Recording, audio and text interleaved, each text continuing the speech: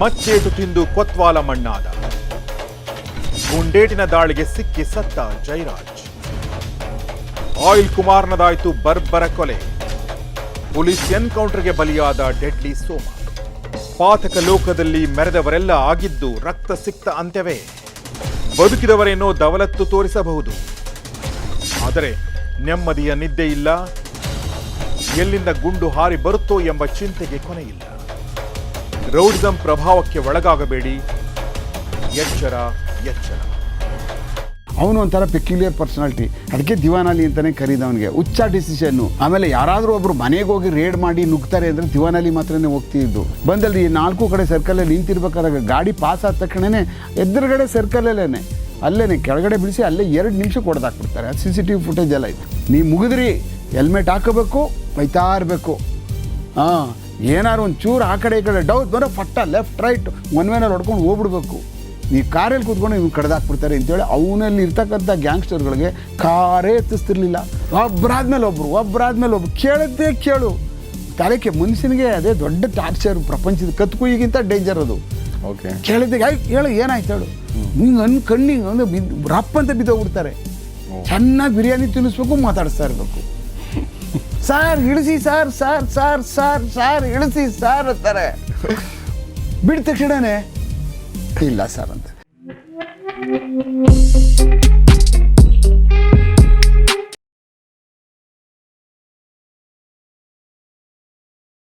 ಸ್ನೇಹಿತರೆ, Bengaluru under world ಕಾರ್ಯಕ್ರಮಕ್ಕೆ ಸ್ವಾಗತ. ನಾನು ಗೌರೀಶ್ ಅಕ್ಕಿ. ನಮ್ಮ ಜೊತೆಗೆ ನಿವೃತ್ತ SPSK ಉಮೇಶ್ ಸರ್ ಇದ್ದಾರೆ. Sir, welcome to the show. ನಮಸ್ತೆ. ಸೊ ನಾವು ಕಳೆದ ಸಂಚಿಕೆಯಲ್ಲಿ ಸ್ಕ್ವಾಡ್ ಮಾಡಿರೋದ್ರ ಬಗ್ಗೆ ಮತ್ತು ತನ್ವೀರ್ನ ಹಿಡೀರಿ ಅಂತ ಅಜಯ್ ಕುಮಾರ್ ಸಿಂಗ್ ಅವರು ಅಡಿಷನಲ್ ಕಮಿಷನರ್ ಹೇಳಿರೋದ್ರ ಬಗ್ಗೆ ಮಾತಾಡಿದ್ವಿ. 3 ತಿಂಗಳು ಕೆಲಸ ಮಾಡಿ ಒಂದು ಕೇಸ್ ಮಾಡುವಂಥದ್ದು ಮತ್ತು ಇನ್ವೆಸ್ಟಿಗೇಟ್ ಮಾಡುವಂಥದ್ದು. ಅಂದರೆ ನೋಡಿ, ನೀವು ಒಂದು ಒಳ್ಳೆ ಪಾಯಿಂಟ್ ಹೇಳಿದ್ರಿ. ಇದನ್ನು ಯಾರು ಬೇಲ್ ಕೊಡ್ತಾರೆ, ರಿಪೀಟೆಡ್ ಬೇಲ್ ಕೊಡ್ತಾರೆ, ಅವ್ರು ಜೀವಂತ ಇದ್ದಾರಾ ಇಲ್ವಾ, ಅಂದರೆ ಸೋರ್ಸ್ ಏನು, ಅಂದರೆ ಒಂದು ನೆಟ್ವರ್ಕ್ ಹೆಂಗಿರುತ್ತೆ, ಇಕೋಸಿಸ್ಟಮ್ ಏನಿರುತ್ತೆ, ಅದನ್ನು ಅರ್ಥ ಮಾಡಿಕೊಂಡ್ರೆ ಆ ವ್ಯಕ್ತಿನೇ ಹಿಡಿಯೋದು ಅಥವಾ ಆತನ ಕಟ್ ಮಾಡೋಕ್ಕೆ ಈಸಿ ಆಗುತ್ತೆ. ಸೊ ಅದನ್ನು ಆ ಕೆಲಸವನ್ನು ಮಾಡಿದರು ಅಂತ ಸರ್ ಹೇಳ್ತಾಯಿದ್ರು. ಸರ್, ಹೇಗೆ ಹಿಡಿದ್ರಿ ಅದ್ರ ಬಗ್ಗೆ? ಅದಾದಮೇಲೆ ಏನಾಯಿತು ನೋಡಿ, ಅವ್ರಿಗೆ ಯಾವಾಗ NDPS ಕೇಸಿಂದ ರಿಜ್ವಾನ್ ಆಚೆ ಬಂದ್ಬಿಡ್ತಾನೆ. ಓಕೆ, ಇದೇ ಟೈಮಲ್ಲಿ ರಿಜ್ವಾನ್ ಆಚೆ ಬರ್ತಾನೆ. ತನ್ವೀರ್ ಇನ್ನೂ ಒಳಗಡೆನೇ ಇರ್ತಾನೆ, ಇನ್ನು ಈಚೆ ಬಂದಿರಲ್ಲ. ಅವ್ರಿಗೇನಾಗುತ್ತೆ, ಆಚೆ ಮತ್ತೆ ರಿಜ್ವಾನ್ಗೂ ಮತ್ತೆ ಇಸ್ತಿಯಾಕ್ಗೂ ಕಾಂಪ್ರಮೈಸ್ ಆಗಿಬಿಡುತ್ತೆ. ಮಾಡಿಸ್ಬಿಡ್ತಾರೆ. ಅಲ್ಲೇ ಮೌಲಿಗಳು ಸೇರಿಕೊಂಡು ಎಲ್ಲ ಕೂರಿಸ್ಕೊಂಡು ಹಿಂಗೆಲ್ಲ ಮಾಡ್ಕೊಳಕ್ಕೆ ಹೋಗ್ಬೇಡಿ, ಆಗೋಯ್ತು, ಹೆಂಗೋ ಬದುಕೊಳ್ಳಿ ಬಿಡು, ಕಷ್ಟ ಆಯ್ತದೆ ಅವನಿಗೂ, ಏನೋ ಒಂದು ಅಂಗಡಿ ಓಪನ್ ಮಾಡ್ಕೊಂಡು ಕೂತ್ಕೊಳ್ಳಿ, ನೀನೇ ಏನಾರು ಪ್ರೊಟೆಕ್ಷನ್ ಮಾಡು, ಏನೋ ತಪ್ಪು ಮಾಡಿಬಿಟ್ಟವನೇ ಹಾಗೆ ಹೀಗೆ ಅಂತೇಳಿ ಎಲ್ಲ ತಪ್ಪು ಮಾಡಿಬಿಟ್ಟೆ ನಾನು, ಮಾಡಲ್ಲ ನಾನು ಹಾಗೆ ಹೀಗೆ ಅದು ಹೇಳಿದ್ರೆ ಅಲ್ಲೇ ಮಾಫಿಗಳು ಅವೆಲ್ಲ ನಡೀತಾವಲ್ಲಿ. ಅವರ ಶಿವಾಜಿನಗರದಲ್ಲಿ ಅವೆಲ್ಲ ರೆಗ್ಯುಲರಾಗಿ ನಡೆಯುವಂಥವು. ಆವಾಗ ಇದು ಹಿಂಗೆ ಮಾಡ್ಕೊಬಿಟ್ಟಿದ್ದಾನೆ ಅನ್ನುವಂಥದ್ದು ಇವನಿಗೆ ತಡ್ಕೊಳಕ್ಕಾಗಲ್ಲ. ಇವನು ಜೈಲಲ್ಲಿದ್ದಾನೆ.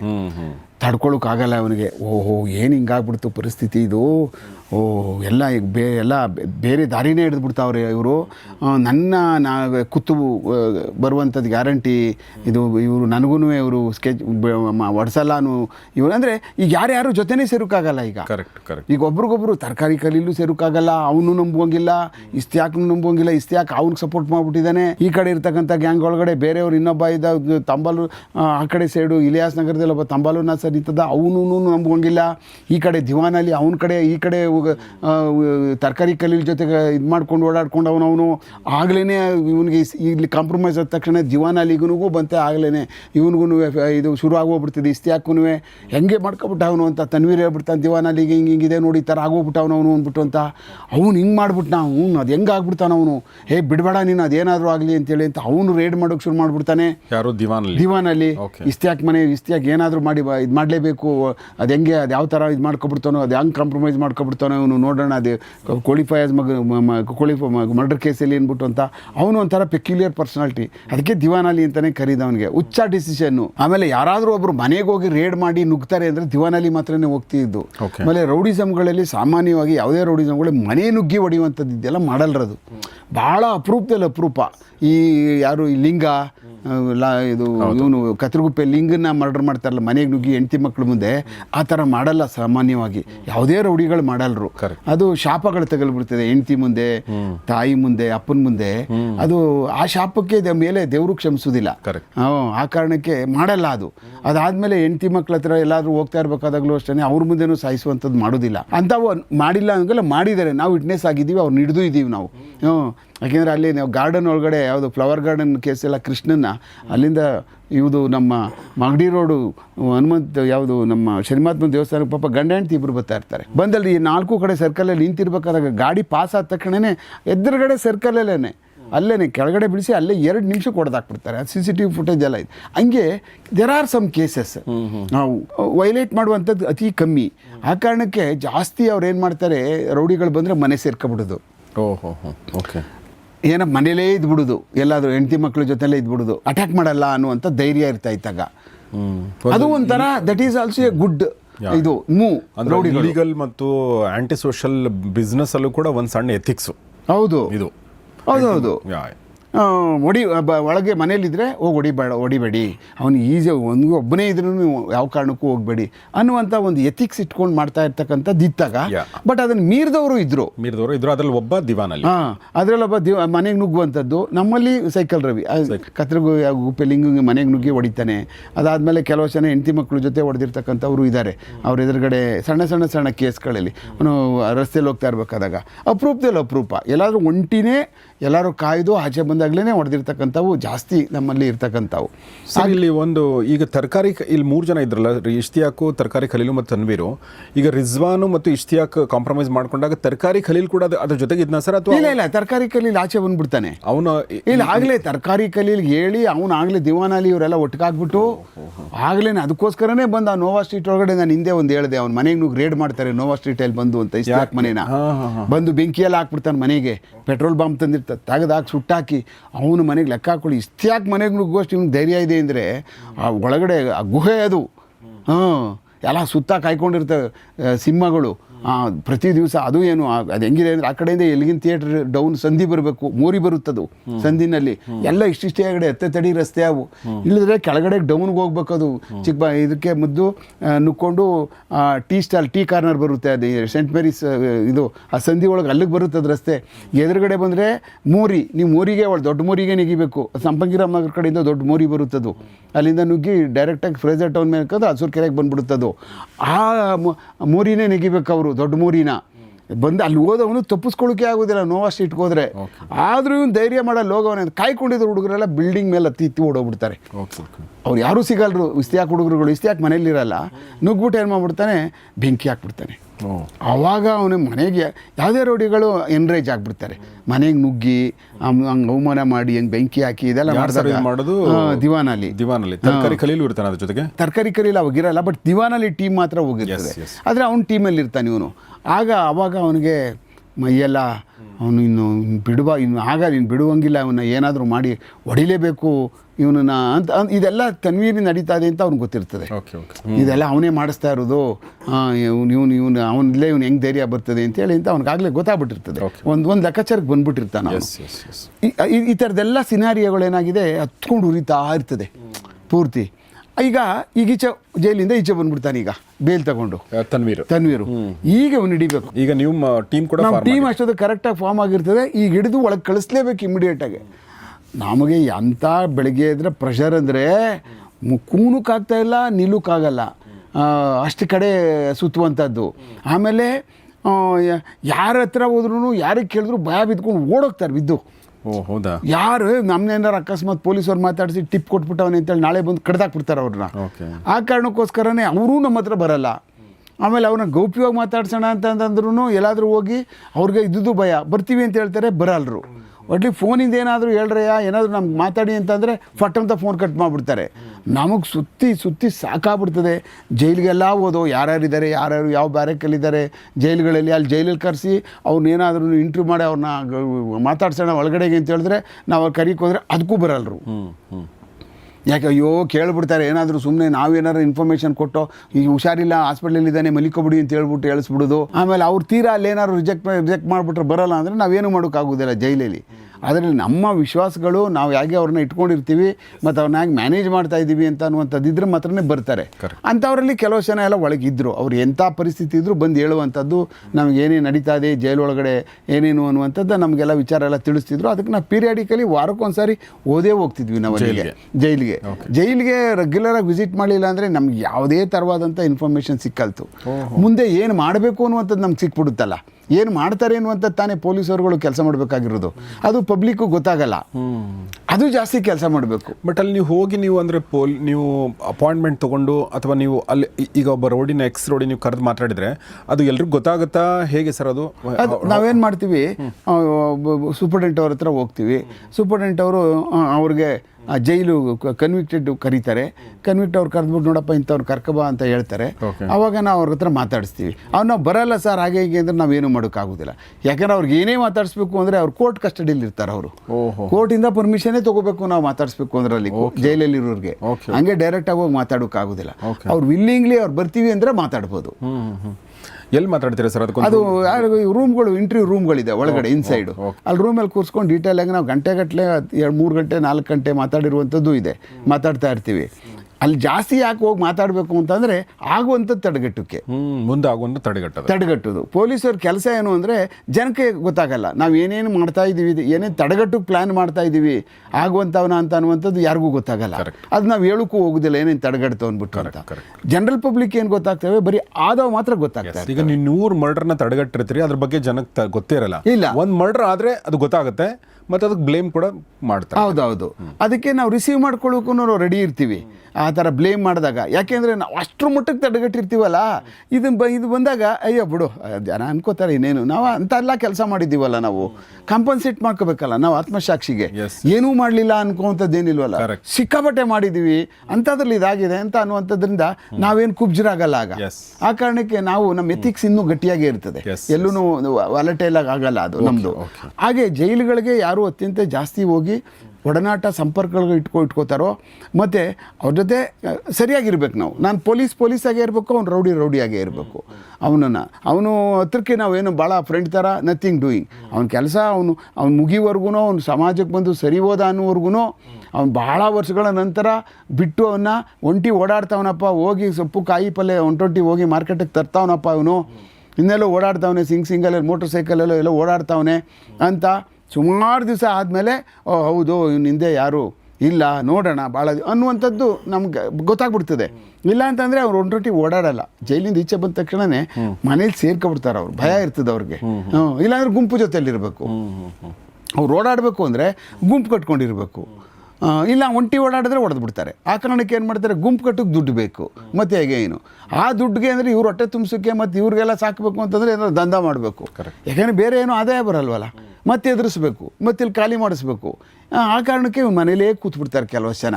ಬಂದವರೆಲ್ಲ ಎಲ್ಲೂ ಹೋಗೋದಿಲ್ಲ ಆಚೆ. ಅವಾಗ ಈಸಿಯಾಗಿ ನಮ್ಗೆ ಸಿಗಾಕೊಳ್ಳುವಂಥದ್ದು ಆಗ್ಬಿಡ್ತದೆ. ಕರೆದಾಗ ಬರ್ತಾರೆ ಮತ್ತು ಅವ್ರಿಗೆ ನಾವೇ ಕಳಿಸ್ಬಿಟ್ಟು ಮಾತಾಡಿಸ್ತೀವಿ, ಮನೆ ಹತ್ರ ಯಾರು ಹೋಗೋದಿಲ್ಲ ಹಾಗೆ. ಬಟ್ ನಾವು ನೋಡ್ಕೊಳ್ತಾ ಇರ್ತೀವಿ. ಹೀಗೆ ಆವಾಗ ಈ ತನ್ವೀರ್ ಏನು ಮಾಡ್ತಾನೆ, ಅದೇ ಸಮಯದಲ್ಲಿ ಇದೆಲ್ಲ ನಡೀತಾ ಇರುವಂಥ ಸಮಯದಲ್ಲಿ ಅಲ್ಲಿ ಕಾಂಪ್ರಮೈಸ್ ಆದಕ್ಕೆ ತನ್ವೀರ್ ಈಚೆ ಬಂದುಬಿಡ್ತಾನೆ. ಆಮೇಲೆ ನಮ್ಗೆ ಯಾವಾಗ ಸಿಕ್ಕಾಪಟ್ಟೆ ಪ್ರೆಷರ್ ಬಂದುಬಿಡ್ತದೆ, ಏನಾದರೂ ಮಾಡಿ ಹಿಡಿಲೇಬೇಕು ನೀವು, ಏನಿದು ಒಂದು ವಾರ ಆಯಿತು ಹಿಡಿ ಸಿಗ್ತಾ ಇಲ್ವಲ್ಲ ಹಾಗೆ ಹೇಗೆ ಅಂತ. ನಾವುಗಳು ಎಲ್ಲ ಥರವಾದಂಥ ಪ್ರಯತ್ನ ಮಾಡಿದೆವು, ಅವನನ್ನು ಏನಾದರೂ ಮಾಡಿ ಹಿಡಿಲೇಬೇಕು, ಏನು ಮಾಡೋದಲ್ಲ ಎಂಥದ್ದು ಮಾಡೋದು ಹಾಗೆ ಹೀಗೆ ಭಾಳ ಕಷ್ಟ ಆಗೋದಾಯಿತು. ಆಮೇಲೆ ಅಷ್ಟೊತ್ತಿಗಾಗಿ ಏನಾಗಿತ್ತು, ಇವನನ್ನು ಆಗಲೇ ಹಿಡಿದುಬಿಟ್ಟು ಒಳಗೆ ಕಳಿಸ್ಕೊಡ್ಬೇಕಾಗಿತ್ತಲ್ಲ. ಬೇರೆಯವರು ಆಗಲೇ ಕವರ್ ಮಾಡ್ಕೋತಾ ಇದ್ರು. ಇವ್ನಿಗೆ ಏನಾದರೂ ಮಾಡಿ ಮುಗಿಸ್ಬಿಡ್ಬೇಕು, ಇನ್ನೊಂದು ಸಾರಿ ಹಿಡಿದು ಪೊಲೀಸರು ಒಳಗೆ ಕಳಿಸುವಷ್ಟೊತ್ತಿಗೆ ಇವ್ನಿಗೆ ಹಾಕ್ಬಿಡ್ಬೇಕು ಅಂತ ಆ ಗ್ಯಾಂಗ್ ಬೇರೆ. ಆಮೇಲೆ ಸರಿ ಏನಾಗೋಯ್ತು, ನಮ್ಮ ಇವರು ಮುನಿಯಪ್ಪ ಸಾಹೇಬ್ರಿದ್ರು, ಅವರು ಲವ್ ಕುಮಾರ್ ಅವರು, ಈಗ ಒಂದು ಕೆಲಸ ಮಾಡಿದ್ರೆ ಹಾಗೆ ನಾವು ಈ ನನ್ನ ಮಕ್ಕಳು ಒಡಿಗೆ ಪ್ಲ್ಯಾನ್ ಮಾಡ್ತಾವ್ರಲ್ಲ, ಇವ್ರನ್ನ ಹಿಡಿದ್ಬಿಟ್ಟು ದಬ್ಬುಡೋಣ ಪೋಸ್ಟ್ ಒಳಗಡೆಗೆ ಅಂದರು. ಸೀನಿಯರ್ಸ್ ಅಲ್ವಾ ಅವರು. ಇವರು ನಿಮ್ಗೆ ಹೆಂಗೆ ಗೊತ್ತು ಅವ್ರಿಗೆ ಚೇಸ್ ಮಾಡ್ತಾ ಇದ್ದಾರೆ ಹೊಡಿಕೆ ಅಂದ್ಬಿಟ್ಟು. ಸಾರಿ ಈಗೆಲ್ಲ ಮಾತಾಡ್ಕೋತಾ ಇದ್ದಾರೆ ಇಂತಿಂಥವ್ರೆಲ್ಲ, ಅವ್ನಿಗೆ ಹಾಕ್ಬಿಡೋಣ ಈ ಸರಿ ಜೈಲಿಗೆ ಹೋಗೋದೇ ಬೇಡ, ಅವನು ಮುಗಿಸ್ಬಿಡೋಣ, ಇಲ್ಲ ನಮಗೇನಾದ್ರು ಪ್ಲ್ಯಾನ್ ಮಾಡೇ ಮಾಡ್ತಾನೆ ಇವನು ಅಂತ ಹೇಳ್ಬಿಟ್ಟು ಅಂತ ಇವರು ಟೀಮು ರೆಡಿ ಆಗಿಬಿಟ್ಟಿದೆ ಸರ್, ಇದು ಹೇಳ್ತಾ ಇದ್ದಾರೆ ಅಂತ ಹೇಳ್ಬಿಟ್ಟು ಯಾರ್ಯಾರು ಅಂತೇಳಿ ನಾವೆಲ್ಲ ಕೊಟ್ವಿ ನೋಡಿ ಇವರೆಲ್ಲ ಫುಲ್ ರೆಡಿ ಮಾಡ್ತಾ ಇದ್ದಾರೆ ಅಂತ. ಸರಿ ಅವ್ರದ್ದೆಲ್ಲನೂ ನಾವೆಲ್ಲ CDRಗಳು ತೊಗೊಂಡು ಫೋನ್ಗಳದ್ದು ಇದೆಲ್ಲನೂ ಸ್ವಲ್ಪ ಎಲ್ಲ ಅನಲೈಸ್ ಮಾಡಿಕೊಂಡು, ಅವಾಗೆಲ್ಲ ಮೊಬೈಲ್ ಎಲ್ಲ ಬಂದಿತ್ತು, ಅವಾಗೆಲ್ಲ ಬರೀ ಪ್ರಿಂಟ್ ಕೊಡೋರು, ಅವಾಗೇನು ಡಿಜಿಟಲ್ ಬರ್ತಿರಲಿಲ್ಲ ನಮಗೆಲ್ಲ, ಫಾರ್ಮ್ಯಾಟಲ್ಲಿ ಬರ್ತಿರಲಿಲ್ಲ, ಬರೀ ನಮ್ಮ ಪ್ರಿಂಟ್ ಮಾಡಿ ಅಲ್ಲೇ ಕಾಪಿ ಕೊಡ್ತಿದ್ರು ನಮಗೆ ನೋಡಲ್ ಆಫೀಸರ್ಗಳು. ಬಂದು ಎಲ್ಲನೂ ನೋಡಿಕೊಂಡು ಫಿಸಿಕಲಿ ಎಲ್ಲ ಚೆಕ್ ಮಾಡಿ ಯಾರ್ಯಾರಿಗೆ ಏನೇನು ಕಾಂಟ್ಯಾಕ್ಟು, ಎಲ್ಲಿ ಸೇರ್ತಾರೆ ಇವರು, ಎಲ್ಲಿ ಕಾಮನಾಗಿ ಜಾಗ ಸೇರ್ತಾರೆ ಅಂತೇಳಿ ಒಂದು ರಿಪೋರ್ಟ್ ಎಲ್ಲ ಕೊಟ್ಟು ಹೌದು ಈ ನನ್ನ ಮಕ್ಕಳು ಚೇಂಜ್ ಮಾಡ್ತಾರೆ, ಗ್ಯಾರಂಟಿ ಬಿಡೋದಿಲ್ಲ ಅಂತ ಹೇಳಿದ್ರು. ಸರಿ ಅವ್ರನ್ನ ಒಂದು 17 ಜನನೋ 18 ಜನನೋ ಒಬ್ಬೊಬ್ಬರನ್ನೇ ಸುಮಾರು ಒಂದು 15 ದಿವಸ ಹಿಡ್ದು ಒಬ್ಬೊಬ್ಬರು ಪತ್ತೆ ಮಾಡಿ ಅಲ್ಲಿದ್ದ ಮುರುಗಮಲಾಗಿ ಹೋಗ್ಬಿಟ್ರು, ಮತ್ತು ದಂಕಣಿ ಕೋಟೆಗೆ ಹೋಗ್ಬಿಟ್ರು, ಇಬ್ಬರು ಕೃಷ್ಣಗಿರಿಗೆ ಹೋಗ್ಬಿಟ್ರು. ಯಾರೆಲ್ಲ ಇರ್ತಾರೆ ಸರ್? ಫುಲ್ ಇವ್ರ ಗ್ಯಾಂಗ್ನವ್ರು ಇಸ್ಯಾಕಂಡ್ ಟೀಮ್ ಫುಲ್ ಟೋಟಲಿ ಪೂರ್ತಿ ಅವ್ನು ಹೊಡಿಬೇಕು ಅಂತ ಮಾಡ್ಕೊಂಡಿರ್ತಾರಲ್ಲ ಇವ್ರ ಕಡೆಯವ್ರದ್ದು. ಆಮೇಲೆ ಕೆಲವು ಜನ ಚಿತ್ತೂರ್ಗೆ ಹೋಗ್ಬಿಟ್ರು, ಅಲ್ಲಿ ಕೆಲವು ಜನ ಒಂದು 2-3 ಜನನ ಇವನು ತರಕಾರಿ ಕಲೀಲಿ ಅಲ್ಲಿಗೆ ಕಳಿಸ್ಬಿಟ್ಟಿದ್ದ. ಇವನ್ನೆಲ್ಲ ಹಿಡ್ಕೊಂಡು ಟೋಟಲಿ 17 ಜನ ಫುಲ್ ಟೋಟಲ್ ಟೀಮ್ನ ಇವ್ರ ಗ್ಯಾಂಗ್ನವ್ರಿಗೆಲ್ಲ ಇಷ್ಟುದ್ದ ಇದೆ ಹೆಸರು ಹೇಳಿದ್ರೆ ಹೇಳ್ಕೊಂಡು ಹೋದರೆ, ಸುಮ್ಮನೆ ಅವ್ರ ಹೆಸರು ಹೇಳಿದ್ರೆ ಸುಮ್ಮನೆ ಮತ್ತೆ ಅವ್ರು ಹೀರೋಗಳಾಗ್ಬಿಡ್ತಾರೆ. ಅದಕ್ಕೆ ನಾನು ಕಮ್ಮಿ ಮಾಡ್ತಾ ಇದ್ದೀನಿ ಹೆಸರುಗಳು ಹೇಳೋದ್ನೆಲ್ಲ, ಭಾಳ ಇಂಪಾರ್ಟೆಂಟ್ ಅವ್ರು ಹೇಳ್ಕೊಂಡು ಹೋಗ್ತಾ ಇದ್ದೀನಿ. ಅವ್ರುಗಳು ಎಲ್ಲರನ್ನೂ ತಗೊಂಡು ಬಂದು ಎಲ್ಲರಿಗೂ ಒಬ್ಬೊಬ್ಬರಿಗೆ ಸರ್ರಿ ನನ್ನ ಲೆಕ್ಕದಲ್ಲಿ ಈ ಕಣದಲ್ಲಿ ಗುಂಡು ಬಿಡ್ತೀವಿ ಗೊತ್ತಲ್ಲ ನಿಮಗೆ, ರಾಗಿ ಬೆಳ್ಳಿ ಅಂತ ಗುಂಡು ಕಟ್ತೀವಲ್ಲ, ಹಂಗೆ ಮಾಡಿದ್ದೀವಿ ನಾವು ಅವ್ರಿಗೆ. ಆ ಥರ ಕೆಲಸ ಮಾಡಿರೋದು ನನ್ನ ಮಗಂದು. ಅವರು ಕಾಲೇ ಎಳಿಕಾಗಲಿಲ್ಲ, ಕೈಯೂ ಎತ್ತಕ್ಕಾಗಲ್ಲ, ಏನು ಅವರು ಕಣ್ಣೊಂದು ಬಿಟ್ಟಿದ್ದೀವಿ, ಕಣ್ಣು ಕಾಣಿಸ್ಬೇಕು ಅಷ್ಟೇ, ಇನ್ನು ಎಲ್ಲ ಜಾಗದಲ್ಲೂ ಟ್ರೀಟ್ಮೆಂಟ್ ಆಗ್ಬಿಟ್ಟಿದೆ ಅವ್ರಿಗೆ. ಆ ಥರ ಮಾಡಿದ್ದೀವಿ 3 ದಿವಸ ಕಂಟಿನ್ಯೂಸ್ ಆಗಿ. ಮಕ್ಕಳ ನಾವು ಪೊಲೀಸ್ ಇದ್ದೀವಿ, ನಮಗೆ ನೀವು ಟಿಕಾಯಿಸ್ತೀರಾ, ನನ್ನ ಮುಂದೆ ಇಷ್ಟೊಂದು ಕಾಟ ಕೊಡ್ತೀರಾ, ಕೋಪ ಬೇರೆ ನಮ್ಮ ಮುಂದೆ. ನಾವು ಏನು ನಿಮ್ಮದೇ ಆದಂಥ ಪ್ಯಾರ್ಲೆಲ್ಲು ಇದಾಗ್ಬಿಡ್ತಲ್ಲ ನಮ್ಮ ಮುಂದೆ. ಎಷ್ಟೊಂದು ಹಿಡಿದು ಎಷ್ಟೊಂದು ಜೈಲಿಗೆ ಕಳಿಸೋದು, ಹೋದಂದ್ರೆ ಆಗಲೇ ಈಚೆ ಬರ್ತಾನೆ. ಅದಾದಮೇಲೆ ಸಾಕು, ಅದ್ರ ಇನ್ನೊಬ್ರನ್ನ ಅಡ್ವೊಕೇಟ್ಗಳಿದ್ರು ತೆಗೆದು ABS ಹಾಕ್ಬಿಡ್ತಾರೆ.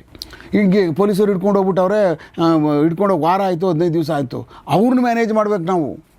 ಅವ್ನು ಯಾರು ಅಡ್ವೊಕೇಟ್ ಹತ್ರ ಹಾಕವ್ರೆ, ಹಿಂಗೆ ಅವನ್ನ ಮ್ಯಾನೇಜ್ ಮಾಡಿಕೊಂಡು ಅವ್ರಿಗೆಲ್ಲ ಮಾತಾಡಿಕೊಂಡು ಹಾಕಿಕ್ಬಿಟ್ರಿ ಸುಮ್ಮನೆ ಇರಲಿಲ್ಲ, ನಾವು ಕೋರ್ಟ್ಗೆ ಹೋಗ್ಬೇಕಲ್ಲ, ಇಲ್ಲ ಅರೆಸ್ಟ್ ತೋರಿಸ್ಬಿಡ್ಬೇಕು, ಉಳಿದವ್ರು ಸಿಕ್ಕಲಿಲ್ಲ ಮೇಲೆ ಒಟ್ಟಿಗೆ ಕೇಸ್ ಹಾಕೋಕ್ಕಾಗಲ್ಲ, ಹಿಂಸೆ ಆಗಿಬಿಡ್ತದೆ. ಅವ್ರನ್ನ ಒಂದು ಕಡೆ ಮ್ಯಾನೇಜ್ ಮಾಡ್ಬೇಕು, ಬೆಳಗ್ಗೆ ಎದ್ದ 10 ಗಂಟೆ 11 ಗಂಟೆವರೆಗೂ. ಒಂದು ನೆಕ್ಸ್ಟ್ ಡೇ ಆಗೋಯ್ತು, ಇನ್ನೊಂದು 2 ಸಿಕ್ಬಿಡ್ತಾರೆ ಹಾಗೆ ಹೀಗೆ ಅಂತ. ಅವ್ರು ಈ ಕಡೆಯಿಂದ ಅಲ್ಲಿ ಪಿನ್ನು ಸಾರ್ ಮುರಿದಾಕ್ಬಿಡ್ತಾವ್ರೆ, ಸಾರ್ ಕಿತ್ತಾಕ್ಬಿಡ್ತಾರೆ ಉಗುರ್ನೆಲ್ಲನೂ, ಸಾರ್ ಇವಾಗ ಬದುಕೋಕ್ಕಾಗಲ್ಲ, ನಾವು ABS ಹಾಕ್ಬಿಡಿ ಸಾರ್, ನೀವೇನು ಸರ್ ಹಾಗೆ ಹೀಗೆ ಅಂತ. 15 ದಿವಸ 20 ದಿವಸ 1 ತಿಂಗಳು ನಮ್ಮ ಮಾತು ಕೇಳವ್ರು ಅವರು ಲಾಯರ್ಗಳು. 1 ತಿಂಗಳು ಸತತವಾಗಿ. ನಾವು ಅವ್ರಿಗೆ ನೋಡಪ್ಪ ಹಿಂಗಿದೆ, ನಾವೆಲ್ಲ ಹಿಂಗೆಲ್ಲ ಮಾಡಲಿಲ್ಲ ಅಂದರೆ ಹೆಂಗಾಗುತ್ತೆ ಹೇಳಿ, ಆಗಲ್ಲ. ಸುಮ್ಮನೆ ಅವ್ರು ಕರೆದ್ಬಿಟ್ಟು ನಾವು ರೊಟ್ಟಿ ಮುರಿದು ಇವ್ರಿಗೆ ಮೊಸರು ಕೊಟ್ಬಿಟ್ಟು ಜೈಲಿಗೆ ಕಳಿಸ್ಬಿಟ್ರೆ ಇವರೆಲ್ಲ ರಿಪೇರಿ ಆಯ್ತಾರಾ? ನಿಮ್ಮ ಕೆಲಸ ನೀವು ಮಾಡಿರಂತೆ ಇರಿ, ತೊಂದರೆ ಏನಿಲ್ಲ, ಸ್ವಲ್ಪ ಇರಿ. ಸಾರ್ ಬೇರೆಯವ್ರ ಹತ್ರ ಹೊಟ್ಟೋಗ್ತಾರೆ ಸರ್ ಅವರು, ನನ್ನನ್ನು ಬಿಟ್ಬಿಟ್ಟು ಅವ್ರಿಗೆ ಆ ಕಾಟ. ಬೇರೆಯವ್ರ ಹತ್ರ ಹೊಟ್ಟೋಗ್ತಾರೆ ಸರ್ ಅವ್ರ ಲಾಯರ್ ಹತ್ರ ಸುಮ್ಮನೆ. ಆಮೇಲೆ ನನಗೆ ಇಷ್ಟು ವರ್ಷದಿಂದ ಅವ್ರ ಕ್ಲೈಂಟ್ಗಳು ಆಮೇಲೆ ಸುಮ್ಮನೆ ಹೊಟ್ಟೋಗ್ಬಿಡ್ತಾರೆ ಹಾಗೆ ಹೀಗೆ ಅಂತ, ಅವ್ರಿಗೆ ಅದೊಂದು ಹಿಂಸೆ ಆಯಿತು ಅಂತ ಹೇಗೋ ಮ್ಯಾನೇಜ್ ಮಾಡಿ ಎಲ್ಲರನ್ನೂ ಚೆನ್ನಾಗಿ ಚೆಚ್ಚಿ ಒಬ್ಬೊಬ್ಬರನ್ನ ಎತ್ತಾಕೊಂಡು ಬಂದು ಅರೆಸ್ಟ್ ಮಾಡಿ ಪೂರ್ತಿ ಎಲ್ಲರೂ ಫುಲ್ ಟೀಮ್ನ ಒಳಗಡೆ ತಳ್ಳಿಬಿಟ್ಟು. ಇದು ಸುಮಾರು ದಿವಸ ತಗೊಳುತ್ತೆ ನಮಗೆ. ಮತ್ತು ಈ ಕೇಸ್ ಆದೋ ಮತ್ತು ಹಳೇ ಕೇಸ್ಗಳು ಅವ್ರು ಮಾಡಿರೋ ಕೇಸಸ್ಗಳೆಲ್ಲ ಮತ್ತೆ ಇನ್ವೆಸ್ಟಿಗೇಷನ್ ಬಂದ್ಬಿಡ್ತು.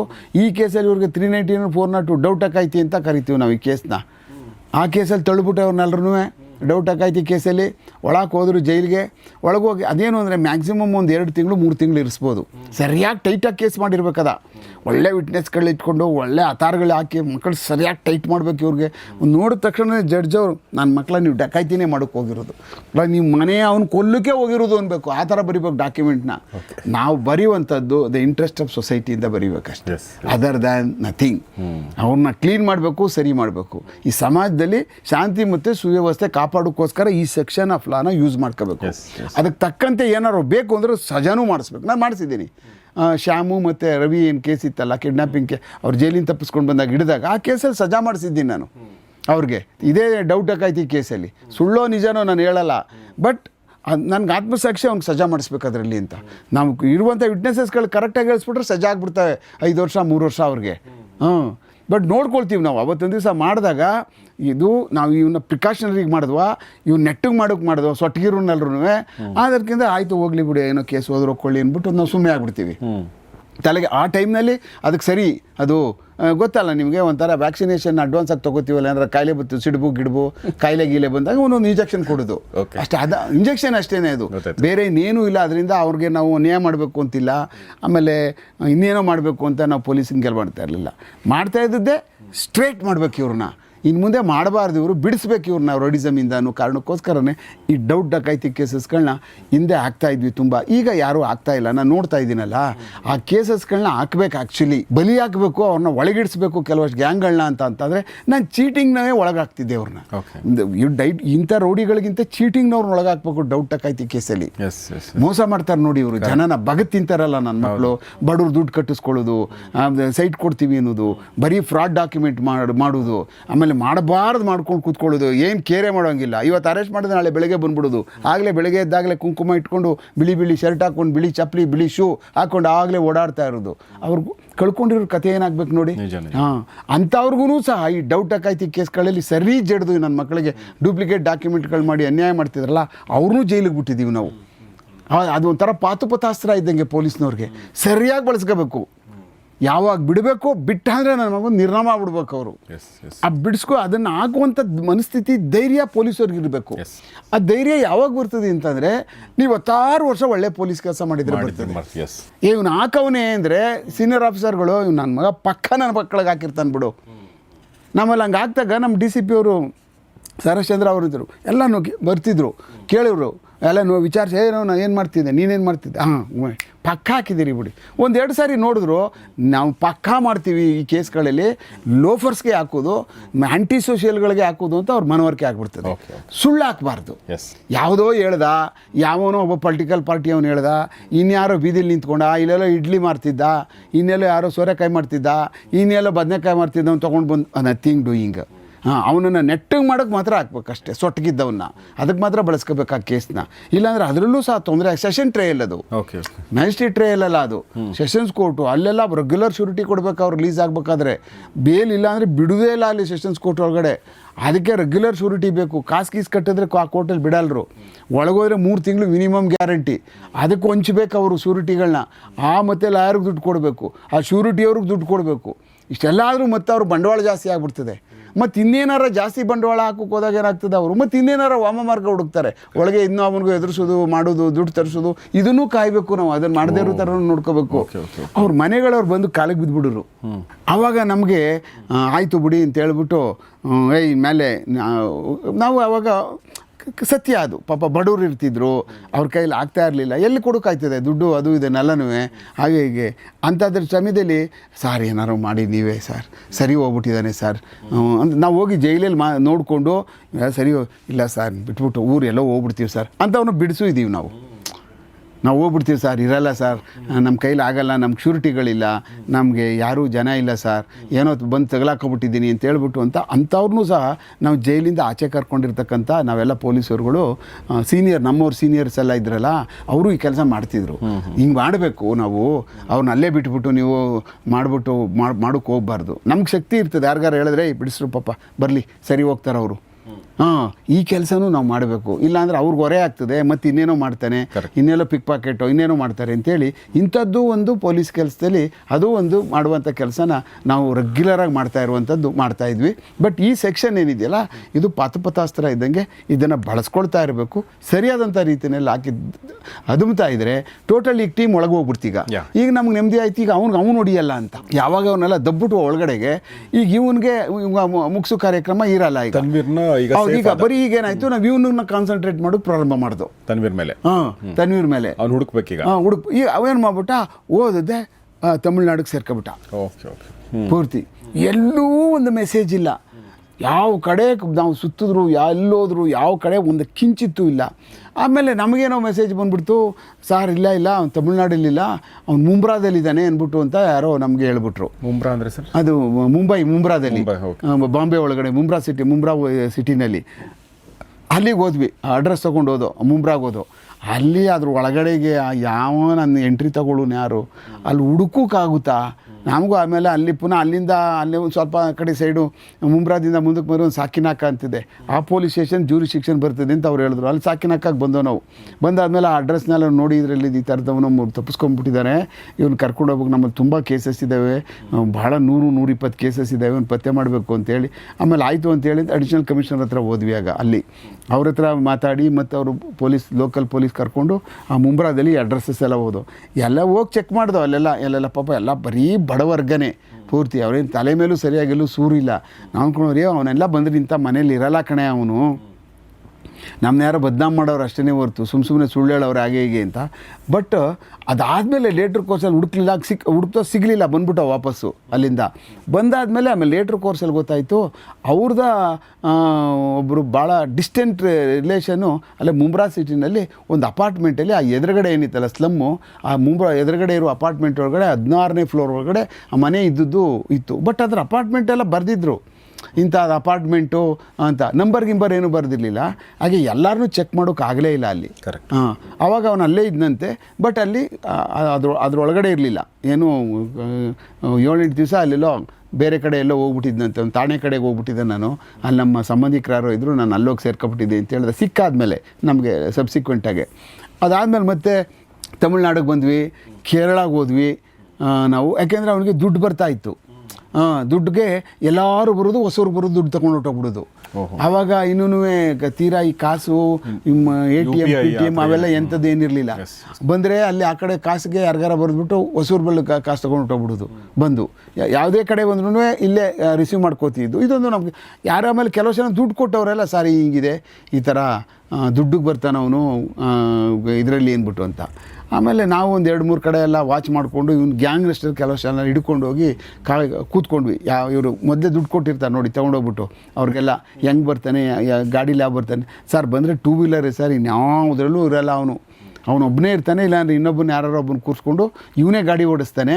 4 ವೀಲರ್ ಸಿಗಾಕೊಬಿಡ್ತೀನಿ ಅಂದ್ಬಿಟ್ಟು 4 ವೀಲರ್ ಇಲ್ಲ ಸರ್, ಸಂಜೆ ಒಳಗೆ ಹೊಟ್ಟೋಗ್ಬಿಡ್ತಾನೆ ಅವ್ನು ನಮಗೆ ಹೇಳ್ಕೊಡ್ತಾನೆ, ನನ್ನ ಮಕ್ಕಳ ನೀವೇನಾರ ಕಾರ್ಗಳು ಕೂತ್ಕೊಂಡ್ರೆ ನೀವು ಚಕ್ನಾಗ್ಬಿಡ್ತೀರಿ ರೌಡಿಗಳು, ನೀವು ಕಾರಲ್ಲಿ ಕುಂತು ದಿವಸ ಫಿನಿಶ್, ನಿಮ್ಮ ರೌಡಿ ಸಂಪತ್ತೆ ಚಾಪ್ಟರ್ ಕ್ಲೋಸ್ ನಿಮ್ಮದು.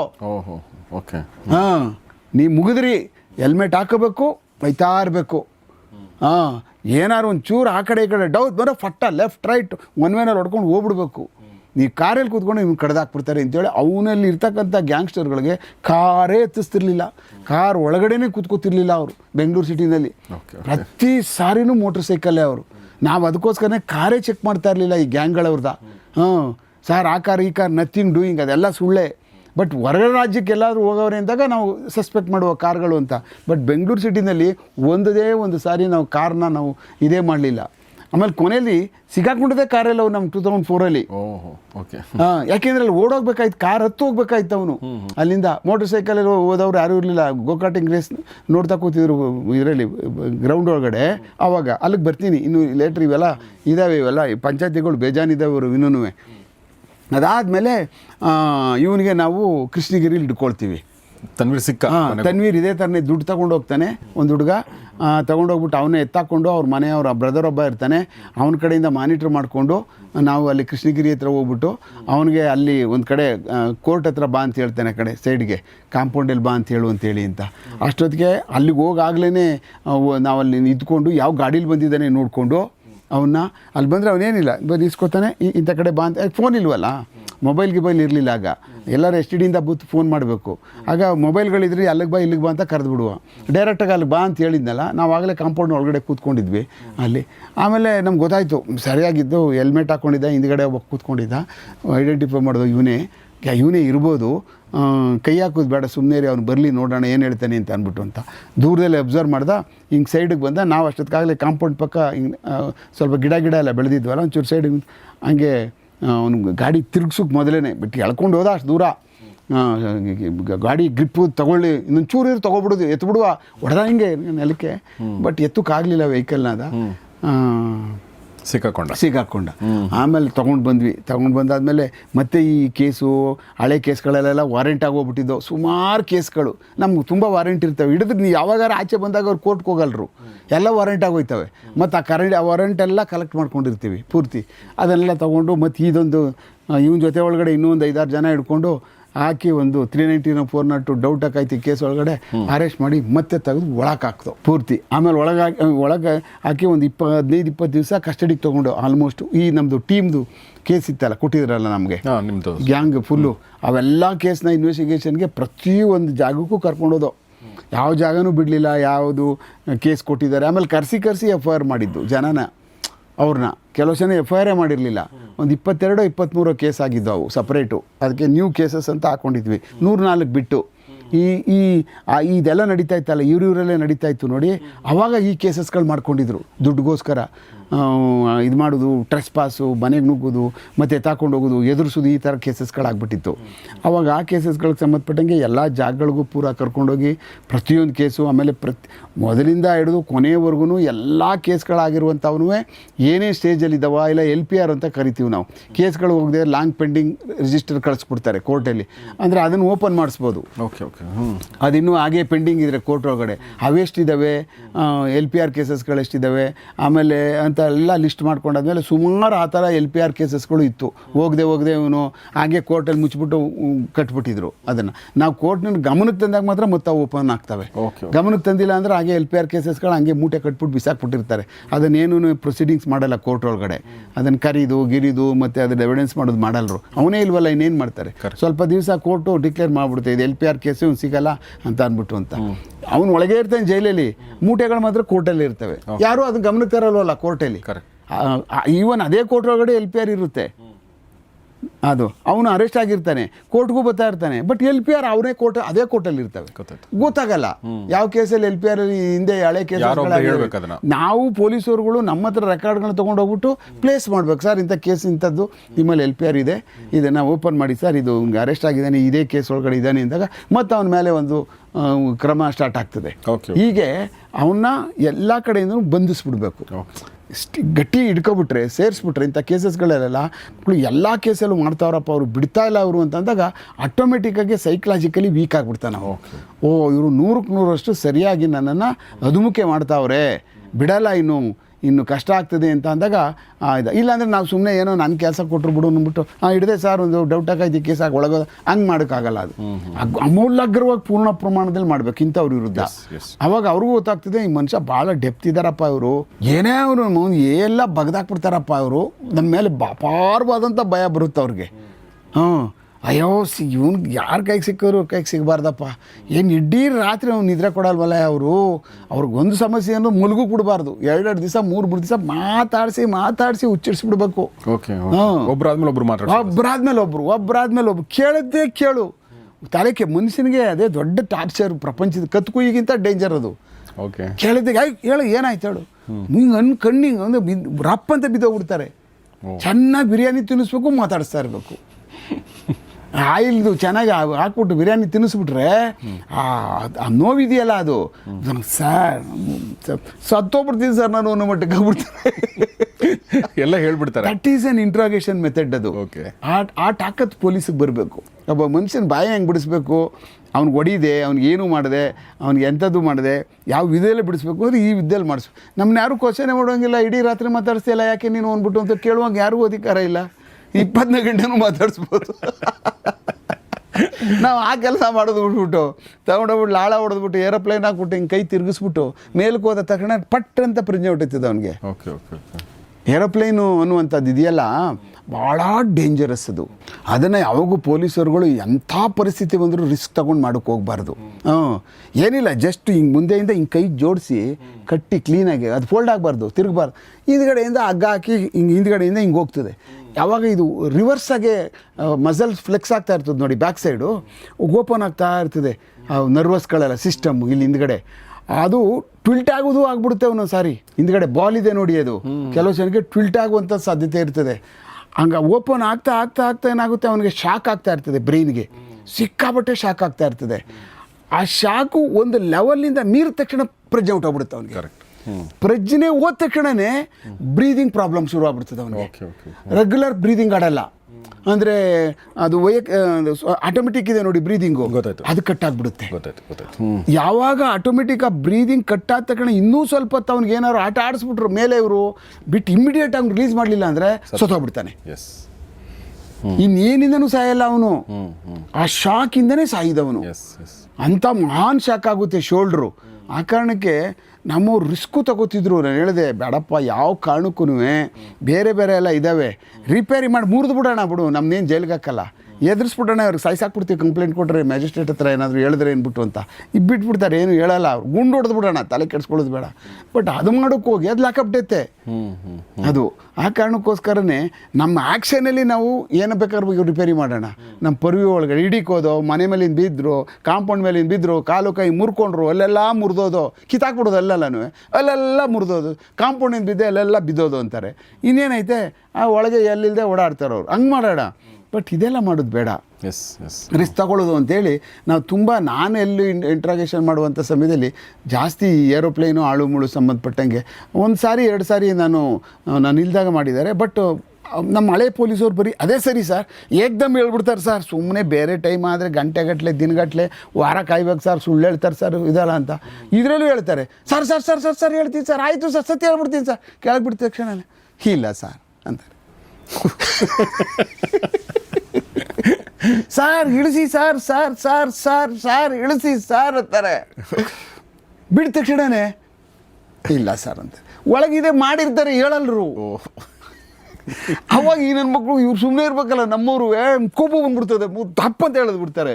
ಓಕೆ, ಅದು ಅವಾಗ ಅದನ್ನು ನಾವು ಯಾವಾಗ ಪರ್ಸನಲಾಗಿ ತೊಗೊಬಿಡ್ತೀವೋ, ಅದನ್ನು ಪೊಲೀಸಾಗಿ ತೊಗೊಳ್ಳೋದೆ ಪರ್ಸನಲಾಗಿ ತೊಗೊಬಿಡ್ತೀವಲ್ಲ ಅವ್ನ ವಿರುದ್ಧವಾಗಿ, ನಾನು ವೈರಿ ಆಗಿಬಿಡ್ತೀನಲ್ಲ, ಆವಾಗ ಅವ್ನು ತಗಲಾಕೊಬಿಡುತ್ತೆ.